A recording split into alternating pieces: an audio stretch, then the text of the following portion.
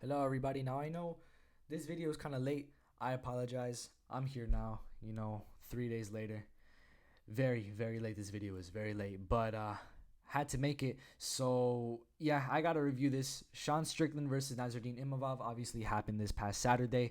UFC Vegas 67 took place in the Apex. And if you look really close, you can kind of see like the lineup for Sean Strickland's like hairline. You can kind of see that on the right side. But yeah, I mean, it was a fun card. It was a fun main event, especially. I tuned in for this fight. I was like, actually, this is one of the fights that I was actually really like looking forward to watching, even after watching like the KSI fight that happened earlier because of time zones and all that. But yeah, not a good night for picks for me. Not a good night. Not even for the KSI one, man. Just not a good night overall for picks. But super fun fights all around for the entire day, and a lot of things coming out, news. Saturday was uh, definitely one of the better days for fight fans, and I think is going to be for maybe the next few weeks, maybe even a few months, because that day was just super stacked with announcements. Gon versus Ngannou, 285 main event. Edwards versus Usman, 286 main event, and obviously Gaethje Fiziev was announced. The whole KSI card happened. This card happened. Just craziness all around. And yeah, I mean, we'll just get started with the first fight of 2023 was a first round knockout.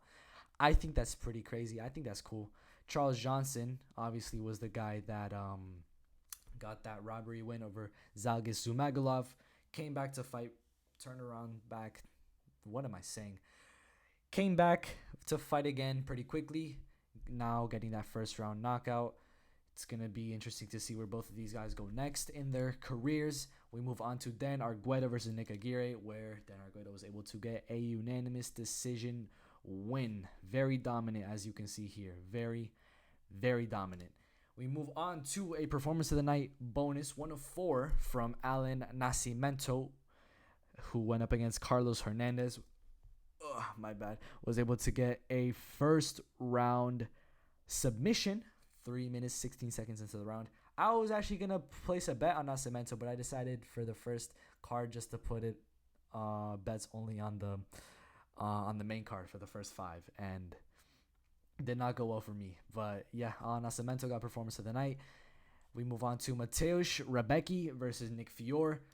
Obviously, Mateusz Rebecki was able to get the unanimous decision win over, I'm pretty sure this was Fiore's UFC debut, if I'm not mistaken, or was that somebody else? Yeah, this was his UFC debut. Lost by unanimous decision. It was his first loss in his career. I'm sure he could come back from that. But yeah, we move on to Claudio Ribeiro versus Abdul Razak Al Hassan from Ghana, who was able to get the win by a second round knockout. It's a pretty cool knockout. The first round was decently close, and then Al Hassan was able to get it done in the second round pretty early as well. Not even 30 seconds into the round, he was already finished. We move on to Javid Basharat versus Mateus Mendonca. Obviously, Basharat remains undefeated, gets the win by unanimous decision, and pretty interesting bantamweight to watch. 14-0. And I think next he should get a ranked fighter. I don't know who he'd get next. But yeah, that's Javid Basharat. We move on to the main card. Umar Nurmagomedov versus Raoni Barcelos. And oh my god, I did not see this happening. Listen. Yeah, pretty much with Umar Nurmagomedov, I had Nurmagomedov winning by unanimous decision, right? So imagine my surprise when he knocked Barcelos out in the first round. Keep in mind, Barcelos isn't that bad. His record prior to this fight was 17-3. That's a pretty good record. And Umar just laid him out. I mean, it was wild. He threw in a feint knee and then caught him with a hit, and then he was just out. And then obviously the follow up shot, and then when the referee waved off the fight, or a little bit right before, Nurmagomedov like kind of held his head like the Barcelos' head. You can see like he kind of felt bad, or something happened where he kind of held the head. He's just a little moment there, and yeah, I mean he was able to get the win there, and he was the only guy to actually get me my points, and it doesn't even really count because Nurmagomedov was gonna win that fight. It was guaranteed. So I don't know. Thank you for my 50 points though. I'd appreciate it. If we look at the stats and everything, and obviously the odds, very one-sided odds here, and yeah, nice performance from Umar Nurmagomedov. Now, Ketlen Vieira versus Raquel Pennington. This one was another fight I was pretty excited for. Obviously, Ketlen Vieira, Raquel Pennington, both prior to this fight were looking like they were on track or en route to a title shot. Ketlen Vieira had never fought Amanda Nunes before, and she had just beaten 2 top 5 or top 10 contenders at bantamweight. So it looked like if she had won this fight and being ranked number 2, she definitely could have been next in line for that title shot. And obviously you have the opponent Raquel Pennington, who was on a 4-fight winning streak prior to this fight. And the stakes were high. The stakes were high for sure, higher than a lot of people think. Some people may say like this was a boring fight, but it was actually a pretty entertaining fight for me. Even though it wasn't like super action packed or anything, it was a display of skill and stakes.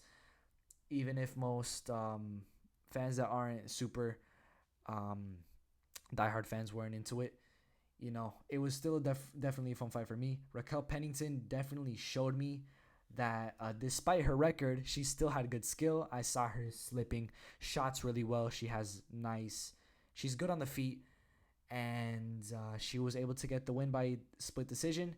Obviously, the total strikes are off, but the significant strikes are more on the side of Raquel Pennington. Ketlen Vieira's face was looking a little bit worse than Raquel Pennington's face, so it does make sense how the damage stats would appear. But I had it personally. I had Ketlen Vieira winning round 1, and I had Raquel Pennington winning round 2. And it looks like I got that all wrong because I had Ketlen Vieira winning round 3. So, obviously, in the third round, Raquel Pennington had more significant strikes. And also in the second round, where in the first round, she also had more significant strikes. So, hey, I mean, the split decision, it somewhat makes sense. I had Ketlen Vieira winning, but I knew it was close. I knew a Raquel Pennington win was definitely not out of the picture, and they gave it to her by split decision. She deserves it. She's already fought Amanda Nunes once. If she fights her again, she would not win. However, Ketlen Vieira, on the other hand, also wouldn't win. So at the end of the day, it doesn't matter all that much. Glad for Raquel Pennington, though. She replaced Ketlen Vieira's ranking, so now she's top 3. She's number 2 right now, right behind Juliana Pena. She should be next. 5-fight winning streak, number 2 contender. Beat a lot of top guys. This is definitely the person who's next in line for the title shot. If they're not going to give it to Juliana Pena. Juliana Pena was talking after. She was on like the whole after show thing that they usually do with with Al, or sometimes with Rashad Evans. And they do it with that one girl with curly hair. I don't know her name. The short curly hair. And sometimes, usually Michael Chiesa is on there too. Sometimes Anthony Smith is on there. You guys know what I'm talking about? I don't know what it's called, but it was like, I guess it's like an after show. But Juliana Pena was on it, and she was talking about this fight. She was talking about how she was talking a lot about Amanda Nunes and saying like, oh yeah, I'll be next in line for the trilogy. That's me. And then once I beat Amanda, then I'll fight Raquel. It's like, in my personal opinion, I think Amanda Nunes should fight Raquel Pennington first, and then Juliana Pena can fight Ketlen Vieira or Holly Holm or Irene Aldana, whoever else is in the top 5 or close to that point. Anyways, I think that's how it should go, because I don't see the reason in giving Pena an immediate, trilogy, especially after that showing, 50-43, 50-42. It's not good. It's not something that goes straight into a trilogy. You know what I mean? Like, maybe that's just me. But I know there's a lot of people as well who do agree with not giving Juliana Pena that third that trilogy. I mean, I know for sure if that fight were to happen, it would be a co-main because nobody would buy that pay-per-view or tune in if it was a main event. They would have to make it some co-main, maybe one of those like 3 title fights, pay-per-views. Because realistically, nobody would be watching for that. It would just be another one of those fights to entertain you. Everybody would know Nunes is gonna win again, and even though Pena technically won, Pena's team did win the Tough Season 30. They won both finals. Amanda Nunes is just better than Juliana Pena, and I don't think she gets that trilogy. I think Raquel Pennington should get the next shot. She's 5-fight winning streak. Came back from a whole lot of adversity in her career, bro. She deserves this shot way more than Juliana Pena, in my opinion, at least. And who'd I have winning? I had Vieira winning by a decision. Obviously, I was close, but it just wasn't enough. Which it sucks, but it is what it is. The odds were pretty even. But yeah, congratulations to Raquel Pennington. She's skilled. I think she deserves the shot next. And we move on to Puna Soriano versus Roman Kopylov. Now, I had this fight for Soriano by decision. Had a lot of decisions here, and obviously, most of them ended up being a finish. So, Soriano versus Kopylov. Yeah, Kopylov was able to get it done by a round 2 finish. He looked very skilled throughout the whole fight. A lot of people have been talking about as well how good he looked, which, dominated both rounds that he was in. Had more significant strikes as well. In the second round, they were only significant strikes. That's wild. But even in this round too, crazy. But yeah, Kopylov showed that he could scrap, and he definitely proved me wrong. I thought he was gonna lose this fight. I thought Soriano had just a bit more experience with a bit more high level guys, so I thought he was gonna end up getting some kind of decision because of that. But Kopylov proved me wrong, and he ended up getting a performance of the night as well. I think I forgot to mention Umar Nurmagomedov also got performance of the night. So there's that. We move on to the co-main event. Proven wrong once again. Dan Ige versus Damon Jackson. See, Damon Jackson, one of 2 fighters on the roster to have a win, loss, draw, and no contest in the UFC octagon. Took a brutal uppercut in the second round, right to the chin, and it was done. He was losing the fight. He was losing both rounds anyways, and it was just lights out for Damon Jackson. And he was out cold for a solid second. I mean, you could see it in his face. Like, damn, that one stunned him.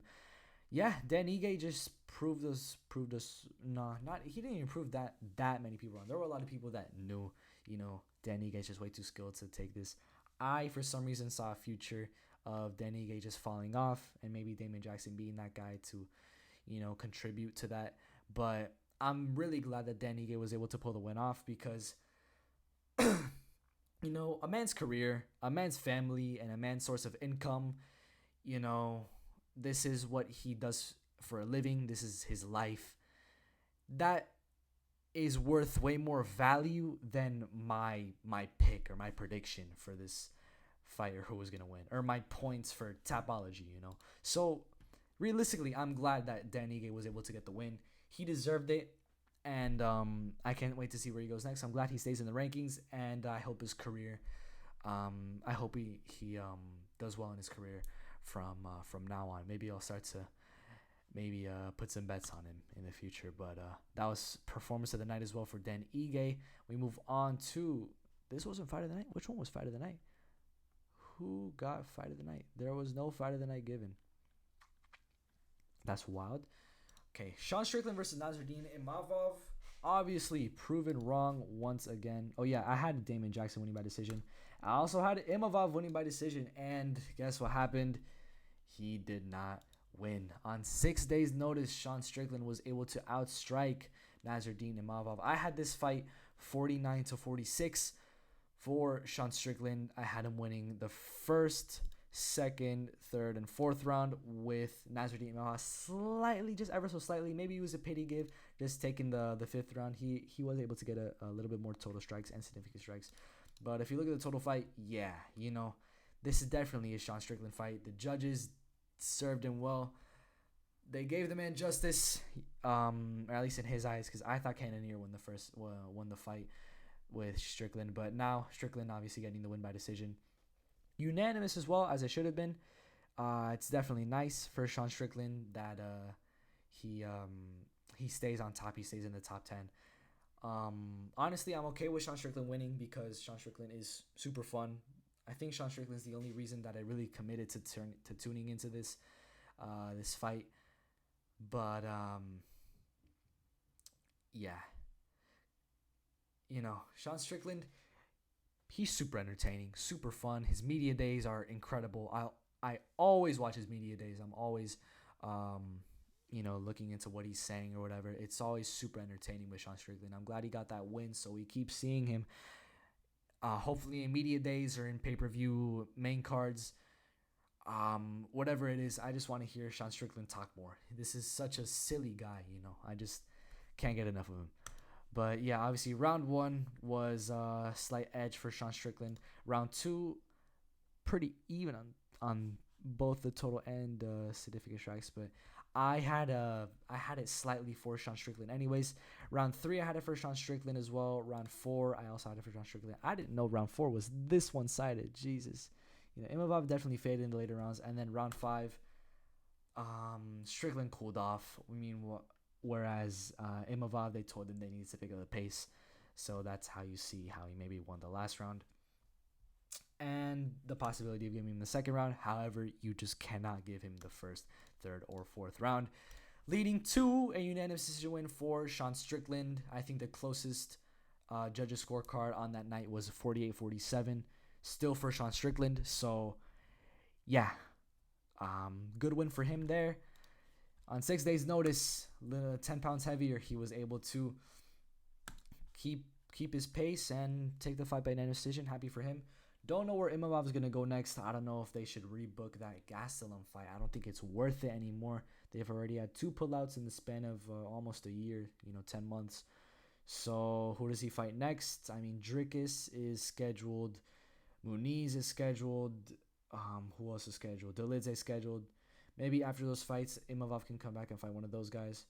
Imavov, I don't think Imavov's fought Jack Hermanson yet. I think Jack Hermanson versus Imavov is a good one. Also, maybe Chris Curtis versus Imavov. Obviously, Chris Curtis, the training partner of Strickland. So, who knows how that fight goes or pans out. I don't think he should fight Darren Till. I think Darren Till should fight probably someone unranked, if I'm honest. But yeah, I mean that's pretty much it for the entire card. First card of 2023: Sean Strickland versus Nasruddin Imavov. Did not disappoint. Sean Strickland, always fun to listen to on the media days. A little bit less fun to watch during a fight, but I don't care because I will tune in anyways. I will buy a pay-per-view if he's on it. If he talks enough, he gets my money. That's it. Man, nice card, even if my predictions were not good at all. Bad start for the year, but it'll get better as we go on. And I really have to sneeze, so I'm going to end this video right here.